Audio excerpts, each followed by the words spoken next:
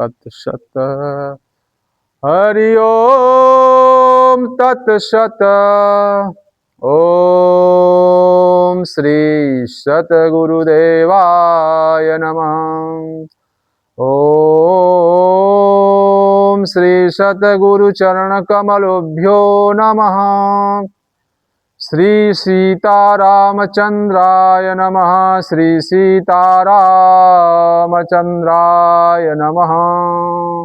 सीतानाथम समारंभां श्रीरामानंदार्य मध्यमाम् अस्मदाचार्यपर्यन्तां श्री वंदे गुरु परंपराम्। श्री गुरुदेव भगवान जी एवं सब संत ऋषि मुनि महापुरुषों जी के पावन चरणों में कई स्वर में दंडवत प्रणाम स्वीकार हो एवं सब संत भक्तों माताओं के पावन चरणों में कई स्वर में नमन दंडवत प्रणाम। ओम नमो नारायण। हरि ओम तत्सत। विश्व के ऐसे अद्वितीय ब्रह्मलीन अवतारी महापुरुष सदगुरुदेव भगवान परमहंस स्वामी श्री राम मंगलदास जी महाराज गोकुल भवनाश्रम श्री अयोध्या धाम आपके समक्ष प्रकट होकर सतयुग त्रेता द्वापर कलयुग चारों युगों के ऋषि मुनि भगवान जी के समस्त अवतार देवी देवता राक्षस मुस्लिम सिद्ध संत 700 स्त्री एवं पुरुष आपके समक्ष ध्यान में एवं प्रत्यक्ष प्रकट होकर दोहा पद चौपाई सोरठा छंद भारती कथा लिखवाए हैं। आपका दिव्य भव्य स्मारक श्री गंगा आश्रम जिला गाजीपुर बैपुर देवकली गांव जिला गाजीपुर उत्तर प्रदेश में आपका भव्य और दिव्य स्मारक बना हुआ है जिसमें आप विराजमान हैं। आपके दिव्य ग्रंथ आप 4 भागों में लोक कल्याण के लिए जीव मात्र कल्याण के लिए इस धराधाम पर आपका अवतार हुआ था। मनुष्य रूप में आपने 4 भागों में दिव्य ग्रंथ रचना किया है जो ऋषि मुनि भगवान प्रकट होकर लिखवाए हैं, उसी का नाम है दिव्य ग्रंथ। एवं भक्त भगवान चरितावली ग्रंथ लिखे हैं जिसमें 350 कथा लिखे हैं माता श्री नवदुर्गा देवी जी के आदेशानुसार। जगत गुरु स्वामी श्री रामानंद भगवान जी का जीवन चरित्र ग्रंथ प्रसंग पारिजात भी आप लिखे हैं जो श्री गंगा आश्रम गाजीपुर में उपलब्ध है। एवं गोकुल भवन आश्रम श्री अयोध्या धाम में भी यह दिव्य ग्रंथ उपलब्ध हैं। जिन भक्तों को चाहिए वो यहाँ से प्राप्त कर सकते हैं। हरिओम तत्सत। आज बाबा टीकादास कथा भाग 3। बाबा टीकादास की कथा हमने श्री बड़े महाराज जी ने बाबा टीकादास से कहा, बाबा हम नंद राम के दर्शन को जाएंगे तो कहा अच्छा जाओ। एक अद्धा गांव से मंगवाया और भोजन का सामान धरा दिया। 4 आदमी साथ चले। सूर्य बैठे पहुँचे तो बाबा के एक चेला ठाकुर शिव नारायण दास के हाथा के कोने में धुनी लगाए बैठे थे। बाबा नंद राम बाबा टीकादास के शिष्य थे। हमने कहा श्री बड़े महाराज ने कहा चलो तुम्हारे गुरु भाई हमें दर्शन करा दो तो कहा हम नहीं जाएंगे, उनकी कोठरी में बड़े बड़े सांप रहते हैं। फिर हम गए तो बैठे थे नंगे राम राम करते थे, होठ चलते थे।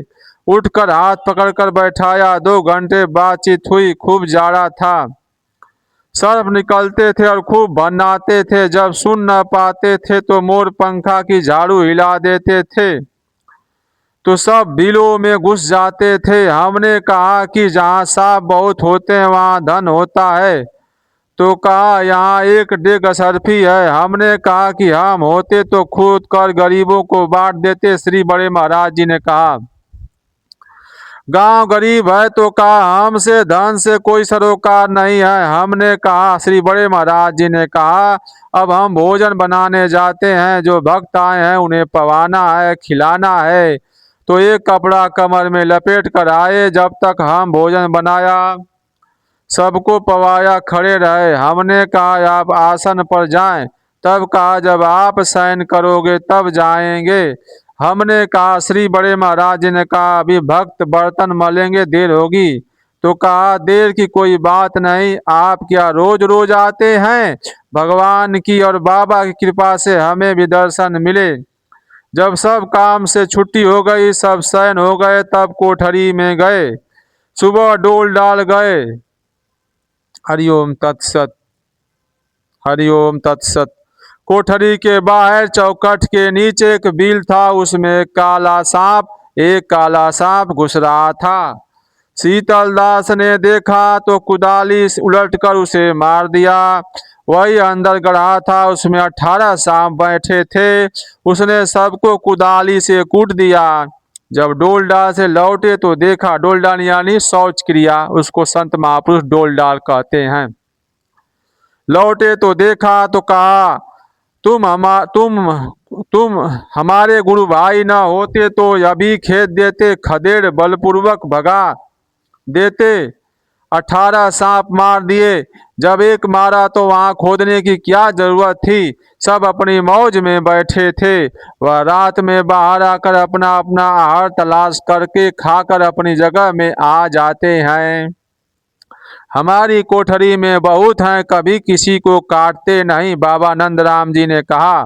फिर हमने उनसे बाबा नंदराम से कहा, अब हम जाएंगे, बाबा टीकादास जी के साथ दूसरी जगह जाना है। तो कहा, अब कब दर्शन मिलेंगे? हमने कहा, जब भगवान की मर्जी होगी। फिर हमें छाती से लगाकर कहा, अच्छा हम कुछ दूर तक चलेंगे।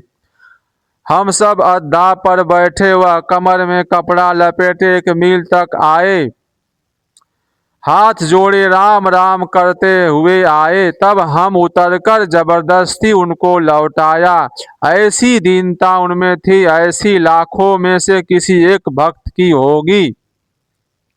बाबा टीकादास जी के पास आए, हाल बताया। बाबा ने एक भक्त का और हाल बताया। कहा, उसका लड़का लड़की औरत इनसे भी बढ़कर हैं, तुमको दिखावेंगे। कौम के हिंदू तेली हैं। गुरु पर्व पर 5000 साधु रहे। तेजादास के पेट में कभी कभी सूल विकट पीड़ा उठती थी। उसी समय वहां सूल उठी, पड़े पड़े फटक रहे थे। बाबा ने कहा, तेजादास तुम अभी घर चले जाओ। बाबा टीकादास जी ने कहा तेजादास से। तब तेजादास समझ गए कि बाबा हमारी सच्चाई सबको दिखलाना चाहते हैं। कहा, अभी जाते हैं। दंडवती किया और पेट पकड़कर चल दिए। साधुओं ने कहा, बाबा घर 5 कोस, 1 कोस बराबर 2 मील लगभग है। 1 कोस का मतलब होता है 2 मील। दिन कम है, तकलीफ है, कैसे जाएगा? बाबा ने कहा, पहुंच जाएगा, कल फिर आवेगा। धीरे धीरे चलकर नदी में जो 1.25 कोस पर थी, कमर भर जल में उतरे। दर्द चली गई, फिर कभी नहीं हुई। भोर हुई, नहा धोकर कुटी पर आए। बाबा की दंडवती किया। बाबा ने उठाकर छाती से लगाया, पीठ ठोकर सिर पर हाथ फेरा। फिर सबको दंडवती करके काम में लग गए। आटा चालना, मारना, चूल्हा चिताना, साग कतरना, पानी कुआं से भरना। सीताराम सीताराम सीताराम सीताराम। साग कतरना, पानी कुआं से भरना। उम्र 40 की थी, उम्र उम्र 60 की थी। साधुओं ने पूछा, कैसे इतने तकलीफ में? साधुओं ने पूछा, कैसे गए इतने तकलीफ में अपने घर? तो कहा, गुरु की आज्ञा न मानते तो नरक होता। नदी पार होते ही बीमारी चली गई।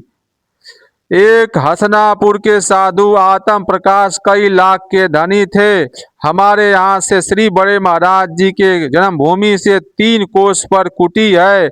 चेला को गद्दी दिया, कई हजार साधु थे। हरिओम तत्सत, हरिओम तत्सत। हमें पता चला कि आवेंगे। हम गए, बाबा से कहा, कोई संत के दर्शन कराओ। सब जगह घूमे। एक बुढ़िया गई थी, एक साधु थे पैंतेपुर के हरिदास, एक बाबा विचार दास महंत लखनऊ के थे, कहा वही यही साधु थे हैं। जब सब विदा भय तब आत्म प्रकाश से बाबा से बातचीत भई। कहा तुम्हारे आंखें कान नहीं हैं, आंखी कान नहीं है, धन के मद में मस्त हो। हमारे एक भक्त कौम का हिंदू तेली है, बड़ा गरीब है। एक लड़का है, एक लड़की है, औरत है, थोड़ी खेती है, एक पहर सब खाते हैं, भजन करते हैं। कोई कुछ मदद करने को तैयार होता है तो हाथ जोड़ देते हैं। कहते हैं जैसे भगवान भूखे प्यासे राखेंगे वैसे रहेंगे। भगवान इस शरीर से मिलते हैं। खान पान मैथुन निद्रा हर योनि एक योनि में होती है। हम किसी से कुछ न मांगा है न मांगेंगे, जो देगा वह न लेंगे। तब आत्म प्रकाश ने कहा हम तेजा दास को फेल कर देंगे। तब बाबा ने कहा तुम खुद फेल हो जाओगे। आत्म प्रकाश गए, वहां से 30 कोस बड़ा सेज गांव है, वहीं तेजादास का मकान कच्चा मामूली है। तेजादास को पूछा, वह आए, दंडवती की और कहा क्या आज्ञा है। तो कहा बाबा टीका दास ने कहा है वह हमारा सच्चा भक्त है, वही तुम्हारी भक्ति देखने आए हैं। तेजादास ने घर ले जाकर आसन लगाया। अमीर थे, पलंग मांग लाए, भोजन बनाया। पलंग के पास डोल डाल करते, पेशाब करते, गाली देते, वह सब साफ करते और चुप रहते। जो भोजन चाहते थे वह हनुमान जी घर में ही जुटा देते थे। खूब परेशान किया, खूब परेशान करते थे। महीना फागुन का था तो कहा अमावस्या से नीम सार की 84 कोर्स की परिक्रमा है, हमें करा दो। तेजादास एक बैल था, एक बैल अपने भाई का लेकर अपना और लड़के को लेकर बाबा को बैलगाड़ी पर लेकर 15 दिन में परिक्रमा कराकर कुटी पर ले आए।